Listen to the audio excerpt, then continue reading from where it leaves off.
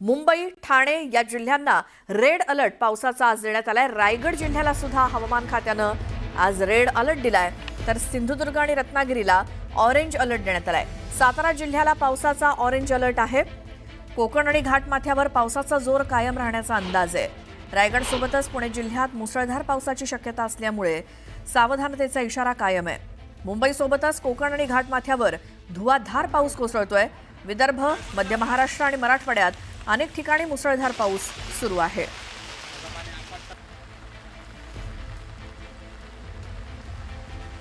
तर काल संपूर्ण दिवसभर मुंबईच काय तर संपूर्ण राज्यभरात पावसानं धुमाकूळ घातला।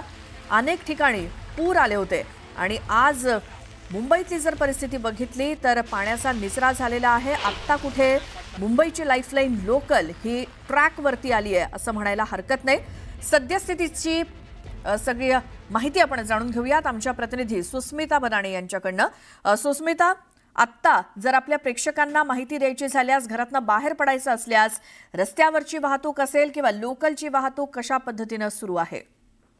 खरं तर आपण बघितलं तर लोकल वाहतूक ही पूर्ववत करण्यामध्ये काल संध्याकाळी यश आलेलं होतं, परंतु अजूनही आपण जर बघितलं तर अनेक लोक घराबाहेर निघण्यापूर्वी विचार करतात, कारण कोकण, ठाणे, पालघर, रत्नागिरी या परिसरामध्ये संपूर्ण कोकण पट्ट्यामध्ये रेड अलर्ट हा देण्यात आलेला आहे आणि त्याच पद्धतीचा मुसळधार पाऊस आज होत आहे।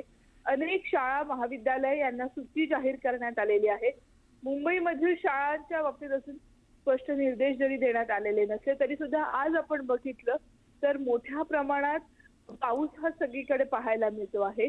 सखल भागामध्ये अजूनही कुठेही पाणी साचल्याची घटना घडलेली नाही, परंतु अलर्ट हा सगळीकडे देण्यात आलेला आहे। तिसरा महत्त्वाचा मुद्दा म्हणजे रस्त्यावरची जी ट्रॅफिक आहे ती आता हळूहळू पूर्ववत होण्यासाठी सुद्धा सुरुवात झालेली आहे। ज्या ज्या ठिकाणी काल पाणी साचलेलं होतं त्या ठिकाणी पंप हे तैनात आहेत आणि ते पंप पुन्हा एकदा चालू करण्यात आलेले आहेत।